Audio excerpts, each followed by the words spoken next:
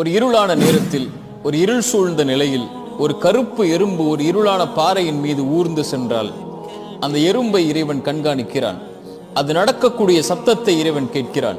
அது உள்ளத்தில் எண்ணக்கூடிய எண்ணத்தை இறைவன் அறிகிறான். அதனுடைய உணவையும் அவன் தயாரித்து வைக்க மறக்கவில்லை. இப்படி ஒரு சின்ன ஜீவராசியையே இந்த பிரபஞ்சத்தில் இறைவன் மறக்காத போது என்னையும் உங்களையும், என் நிலையையும் உங்கள் நிலையையும் இறைவன் மறப்பானா? இறைவன் ஒருபோதும் நம்மை மறப்பதில்லை.